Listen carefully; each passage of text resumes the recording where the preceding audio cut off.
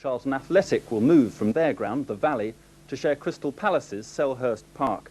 The two clubs will stay separate. Today they met at the Valley and Charlton won 3-1 in front of 6,500 fans, their biggest crowd of the season.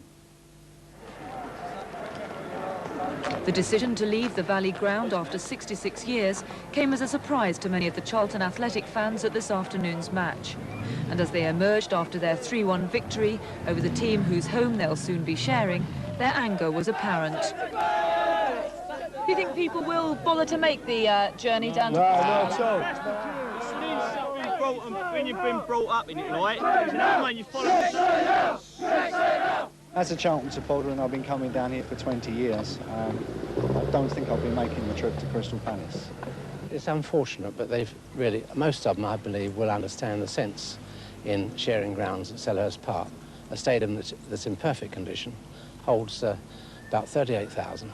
It's got a lot of facilities that are not here, and I hope eventually they'll understand that. I think that stirring FA Cup display against West Ham last Sunday, Charlton Athletic are surely entitled to crowds bigger than the average of 5,000 who've been watching them here at Selhurst Park since they moved from the Valley 3 months ago. Today's local derby, for example, should draw nearer 10,000. But although it's being played on Charlton's home ground, Charlton Athletic are in fact playing away. And if that sounds contradictory, well, it's also unique.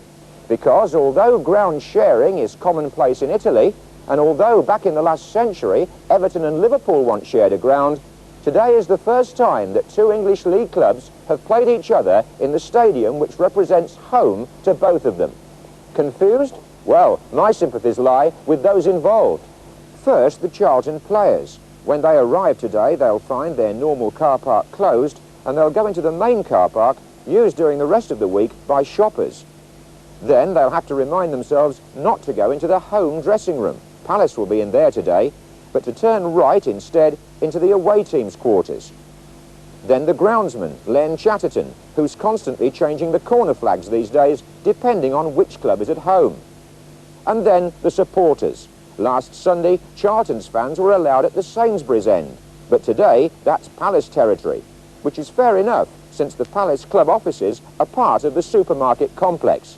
No wonder people sometimes lose their way. Early on there was a referee who came storming into the Palace. I think he was a little bit late. He came into the Palace offices and was quite convinced he wanted to negotiate with me on some matter. And it took me quite a time to explain that it wasn't a Crystal Palace match, it was a Charlton match. So he had to toddle off down the other end of the ground and deal with Graham Hortop. The Palace manager doesn't have to go very far for his lunch. There's a fish and chip shop right underneath his office. But once you've done your shopping here at the Palace end and avoided the temptation of that nightclub, you don't need to hire a car to go to Charlton, because their offices are barely 200 yards away, in a porter cabin at the opposite end of the ground. But when they first arrived, even the porter cabin wasn't there. The staff turned up in their cars, just sat in their cars until our porter cabin, temporary porter cabin, arrived. And then we all used a small porter cabin, the whole 6 of us. The big porter cabin that you're in now was still in 4 different places and had to be decorated and put together. What hiccups have occurred since? We've had 1 or 2 hiccups in the dressing room whereby there was lack of hot water at one of our home games, but it's all been taken in the right spirit.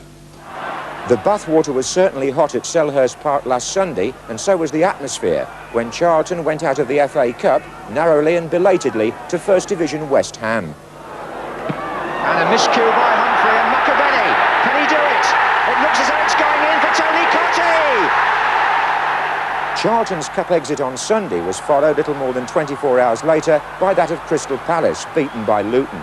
So now the two clubs and their respective managers have to concentrate on promotion, starting with the match in which they play each other today. We are treating it absolutely as a home game, and I want to get it into my players' minds that it is a home game. And how are you approaching it?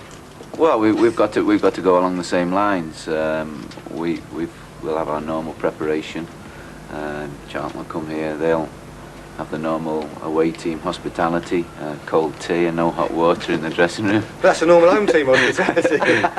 So I've been told that we're going to the same hotel for a pre-match meal, which should be interesting as well. We might make it to 3 o'clock.